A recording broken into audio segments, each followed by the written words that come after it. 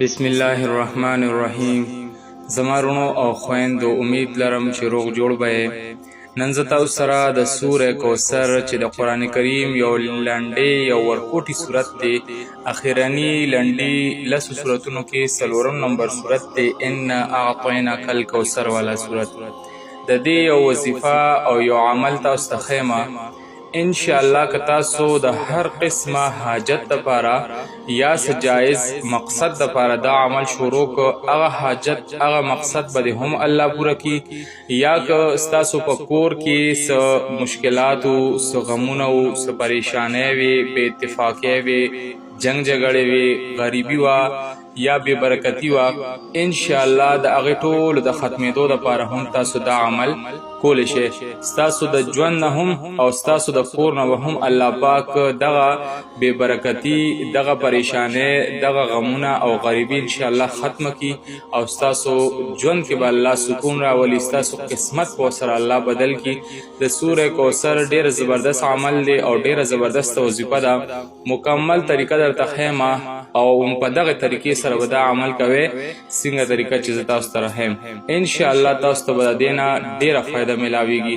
خو څنګه چې تاسو ته په هر وظیفه کې ویم چې وظیفه په خطر کې سره او په یقین سره او په زړه سره کوي.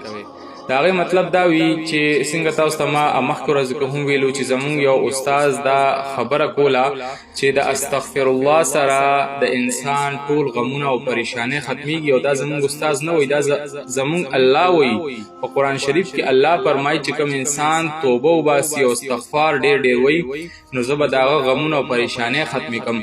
نو یو کس زمونږ د استاد نه تاسو کړو چې جی زه خو د کلونو نه او په زرګونو زله د ورځې استغفار ویم، زما هو عمره شان په ژوند کې مشکلات دي، پریشانې دي، غمونه دي. دا څه وجه ده؟ زمونږ استاد ورته وی کته په لکونو زله وی، په زرګونو نه، په لکونو زله وی نو هم ستا پریشانې نه ختميږي. ولی چې دا نه چې ته صرف په خپل باندې استغفر الله استغفر الله استغفر الله. ګوره د استغفار مطلب سره چې یا الله ما معاف کړي، زه د خپل ګناهونو د پاره معافي غواړم او دې خواته په خپل باندې استغفار وي او دې خواته د الله نافرمانه کې ګناهونه نو هم نه پرېږدي، نافرمانه هم نه پرېږدي. نو بیا تاسو ته هغه استغفار که تاسو په لکونو زلوای هم پیدا نه درکې. نو زما د خبرې مقصد دا دی چې وظیفه کولو مطلب او مقصد دا نه دی چې کوم تعداد مونږ تاسو ته خو بس تاسو هغه زر پورا کی او دعا او کی او وای چې زما کار هونه شو نه. وظیفه سره سره به تاسو پرهیزګاری او تقوا ډیره زیاته کوي. دا غینه علاوه هم ډیره پکار ده. خو د وظیفه سره چې تقوا چې زما وظیفه پورا اثر وکي او زما دعا قبول شي، زما دعا کې اثر وي، وظیفه کې اثر وي، نو بیا به ور سره ځان د هر قسمه ګنا نه ساتي.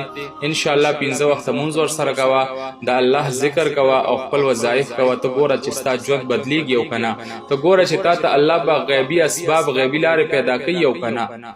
نو ان شاء الله دغه څه تاسو د دې وظیفې سره هم او د نور وظیفو سره هم خپل چې کم دې پوره کوشش کوي چې ځان د ګناه نه ساتي. ولې چې ګناه سره د انسان روحانیت کمزوري کیږي. نو راځو خپل عمل طرف ته. د دې عمل مکمل طریقه تاسو ته ما د دې طریقه دا سیدا چې تاسو به پړومبنه ورځ یو عمل کوي په 15 مرچکو باندې، صحیح شو، او صرف یو ځل وکوي، بس یو ورځ او یو ځل به دا عمل کوي.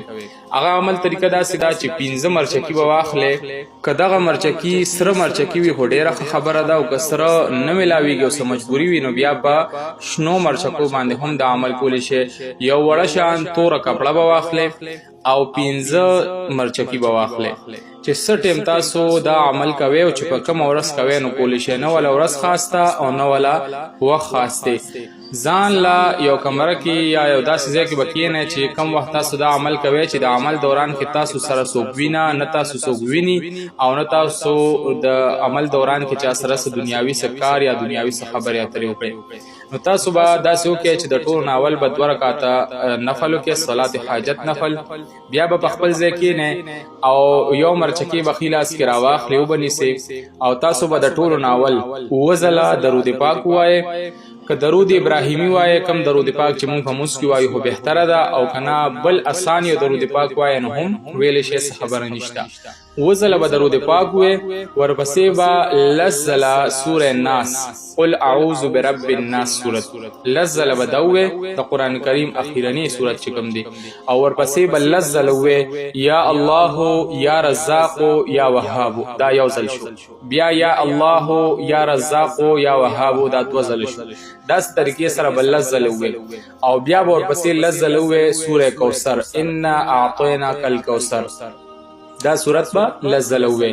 او دا ټول به چې وې دا به په یو مرچکي باندې دم کې، هغه مرچکي به دم کړې مرچکي چې دا به اړخته کېدی، بل مرچکي به راواخلې، په هغې باندې به بیا چې کوم دی دغه طریقې سره خو درود پاک په صرف شروع کې او اخر کې وایه، په دویم مرچکي، په دریم مرچکي، په څلورم مرچکي او په پنځم مرچکي به همغه شان لس ځله سوره ناس، لس ځله یا الله یا رزاق یا وهاب، او لس ځله سوره کوثر، دا به په هر مرچکي دم کې او یږدې به چې پنځه مرچکي دې دم کړل. په دې طریقې سره دعا به هم وکړي چې یا الله د دې عمل په برکت زمونږ د کور نه، زمونږ د ژوند نه دا بې برکتي، دا غریبي، دا بې اتفاقي، دا غمونه، پریشانۍ، جنگ جګړې دا ختم کړي، او هغه مرچکي به راواخلي او په هغه توره کپړه کې به وتړي، هغې کې به بند کړي.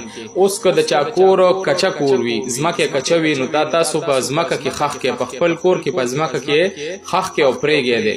او که نه چا کور چې کوم دی پوخ وي، ځمکه کچه نه وي، نو بیا چېرته په کور کې یو داسې ځای کې کېږدئ بره چې نه څوک ویني او نه څوک دا راواخلي او بس هلته دا پراته وي. ټیک شو؟ نو دا عمل به تاسو صرف یو ورځ وکړئ، بس د دې نه پس به تاسو اوه ورځې د سوره کوثر وظیفه وکړئ، یو شان اوه ورځې د ماسخوتن د مونځ نه پس چې کله د ماسخوتن مونځ وکړئ، په خپل ځای به کښېنئ، وړاندې او وروستو یولس ځله به درود پاک ووایئ، او میاشت کې به 133 مرتبه 133 ځله به سوره کوثر وایئ سره د بسم الله. خو یو کوشش به کوئ چې کم تعداد زه تاسو ته یم په دغه تعداد سره به وایئ، نه د دې نه زیات او نه د دې نه کم.